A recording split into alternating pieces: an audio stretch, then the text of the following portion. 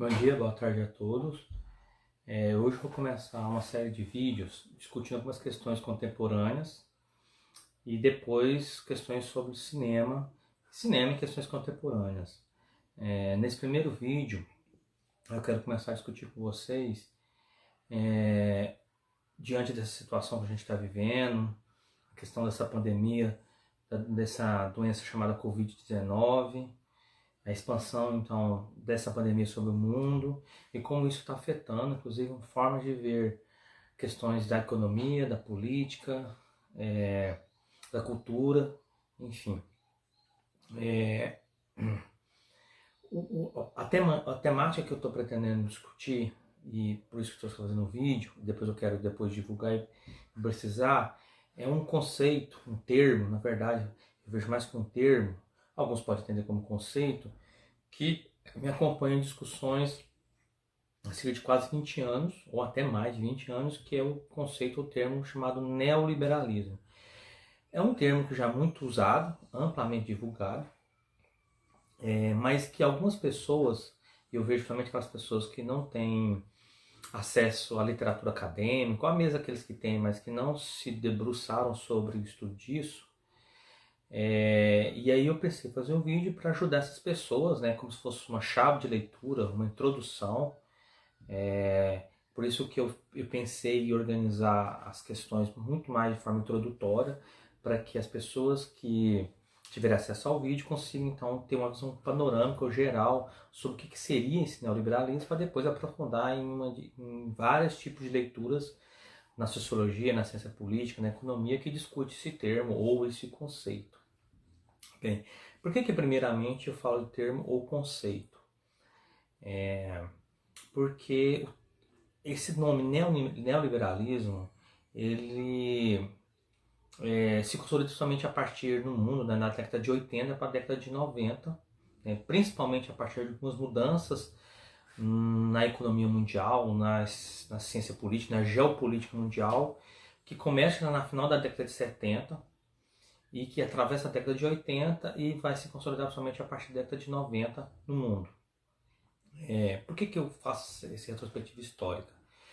Porque esse termo não surge do nada, né? Ele aparece a partir dessas mudanças que vão ocorrendo e que alguns estudiosos vão dizer que essas mudanças vão afetar, né, principalmente a relação entre o Estado e a nação, e a economia, e a geopolítica mundial, e a partir dessas mudanças, né, ele vai se dar o nome então de neoliberalismo. Quais foram essas principais mudanças que vão afetar o mundo e que vai propiciar esse nome neoliberalismo? Primeiramente, o termo neoliberal não significa que seria um novo liberalismo, porque o próprio termo liberalismo também é extremamente complexo, né?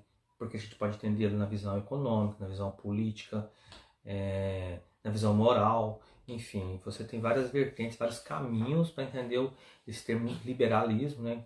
Que surge na Europa Ocidental, óbvio, a partir do século XVI, século XVII, e que depois a ciência econômica se apropria, mas isso é antes da ciência econômica, né? Esse termo é da filosofia, da ciência política, depois a ciência econômica se apropria disso, principalmente a partir do século XVIII, né? E que, de modo geral, procura dizer ou afirmar, né, principalmente a partir da economia e da ciência política, que seria a concepção de que os indivíduos são livres, existe a sociedade civil, existe um Estado, e existe um mercado dentro da sociedade capitalista, já que o liberalismo ele se consolida dentro da sociedade capitalista. O projeto neoliberal, a agenda neoliberal, né, já nomeando, ele não é um novo liberalismo, mas ele usa elementos do liberalismo para reafirmar sua posição no mundo, ou a sua agenda neoliberal, ou a agenda neoliberal se utiliza de elementos do liberalismo para se afirmar e se impor a sua perspectiva, a sua visão de mundo, enfim, dá-se o nome que quiser, sobre o mundo, sobre as sociedades, tanto no Ocidente quanto no Oriente. Após a Segunda Guerra Mundial, os países capitalistas do Ocidente, eles para frear a expansão do comunismo e para que não houvesse mais experiências totalitárias do nazifascismo, os países do bloco capitalista ocidental resolvem criar condições para que as sociedades pudessem desenvolver, para que os trabalhadores pudessem ter uma vida digna e para que os trabalhadores da sociedade entrassem na sociedade do consumo, que também se coincide com a expansão muito grande do consumo na sociedade capitalista. Então, essa fase que vai da década de 50 até a década de 70, a gente pode dizer três décadas, alguns estudiosos vão chamar de a era do ouro do capitalismo, outros vão dizer que foi o estado de bem-estar social.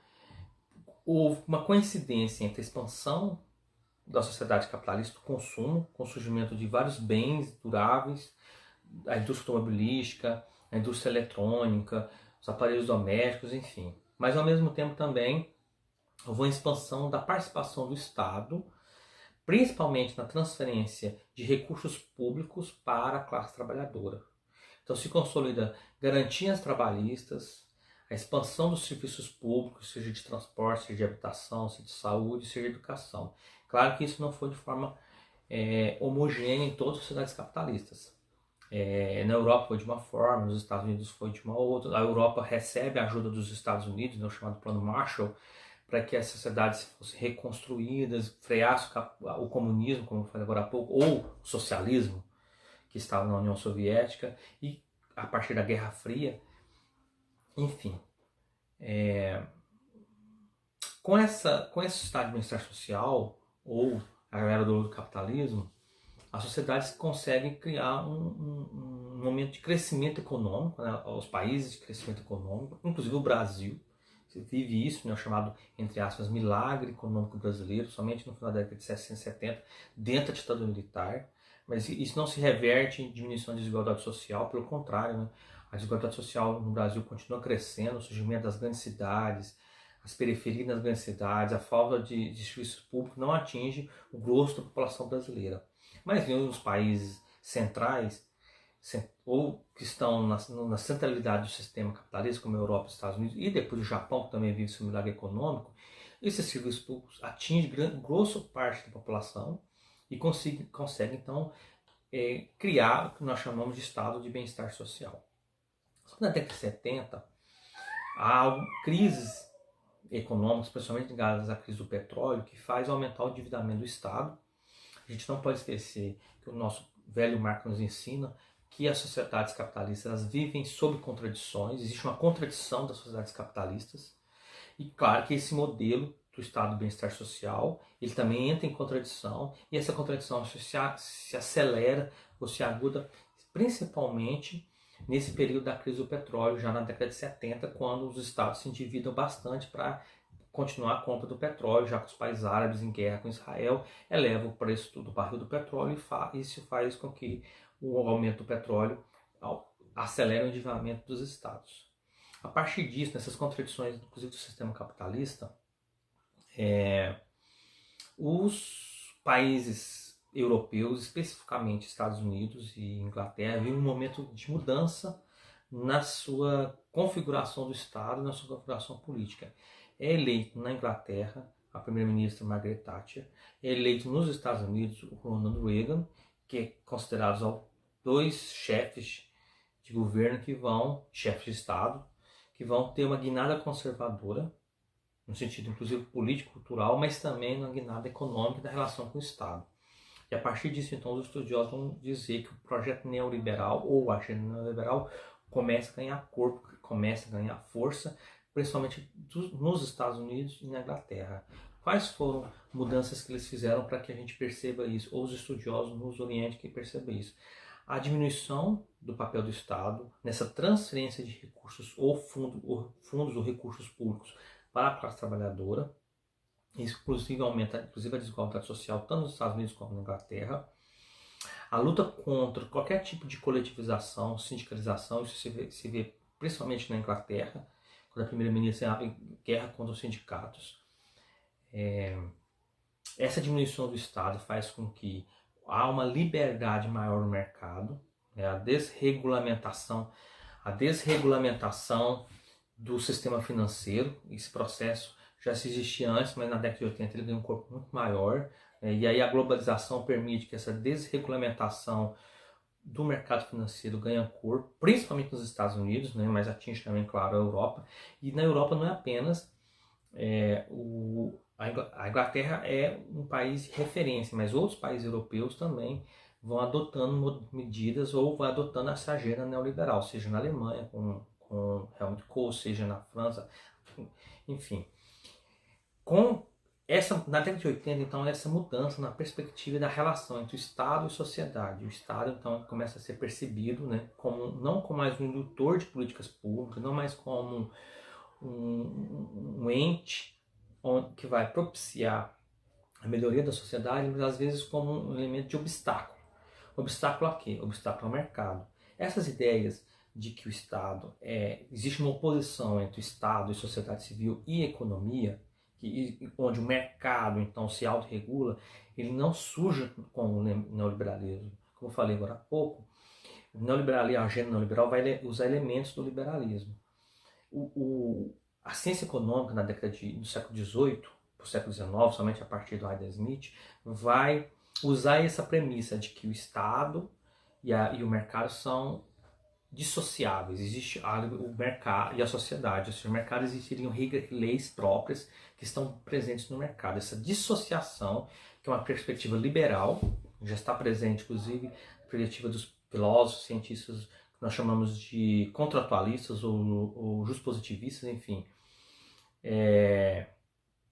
os justnaturalistas, que considera que o Estado é um ente, a sociedade civil é outro ente, o indivíduo é outro ente. Essa perspectiva ela vai ser usada pelos liberais, pela ciência econômica liberal, e com isso a agenda neoliberal vai usar esse argumento, essa premissa da ciência econômica liberal para reafirmar que o Estado em alguns momentos, ou em muitos momentos, um obstáculo à economia. Com isso, desenvolve-se uma força simbólica muito poderosa para a década de 80, de que os indivíduos eles são possíveis de ter um crescimento econômico, uma ascensão econômica social, independente do Estado ou das forças coletivas que estão na sociedade. Que em alguns momentos, alguns estudiosos, enfim, ou que no senso comum foi chamado de meritocracia. Né, de que o espaço público muitas vezes impede um obstáculo à ascensão, ao desenvolvimento do indivíduo. Isso é muito forte para compreender essa agenda neoliberal, que não é apenas no plano institucional, onde as forças políticas, as forças econômicas, as relações de poder vai fazer com que exista uma oposição, criar uma oposição entre Estado, sociedade e indivíduo, mas também está no plano subjetivo, né? A agenda neoliberal também vai entrando no plano subjetivo, ou seja, na forma como as pessoas vão se percebendo e percebendo o mundo.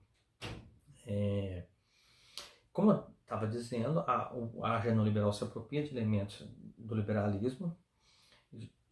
No século XX, autores como Milton Friedman e Hayek vão contribuir não para o neoliberalismo diretamente, mas indiretamente sim, porque eles vão reafirmar que o mercado existe essas regras próprias, essas leis próprias que conseguem se autorregular e produzir desenvolvimento econômico sem a interferência do Estado. Ou seja, a sociedade então não existe mais, existe um conjunto de indivíduos que estão se relacionando numa interdependência extremamente atomizada, e que nessa interdependência atomizada não existe a chamada coletivismo, existe essa coleção de indivíduos que estão no mercado, e esse mercado está regulando essas relações entre os indivíduos, produzindo inclusive desenvolvimento econômico. Essas ideias que foram escritas por Milton Friedman e Hayek na parte da década de 30, 40, 50, 60, elas vão ganhar muita força na década de 80. Um exemplo disso é inclusive a liberdade que o mercado financeiro vai tomando conta do mundo. Já existia, mas na década de 80 e 90 ele consegue se expandir mundialmente, né? Criar um mercado mundial. Isso faz parte do próprio capitalismo. Marx já tinha percebido isso, né? Já nos tinha alertado, já tinha escrito sobre isso, de que o capitalismo ele é global, mundial, porque ele precisa de uma relação que seja global.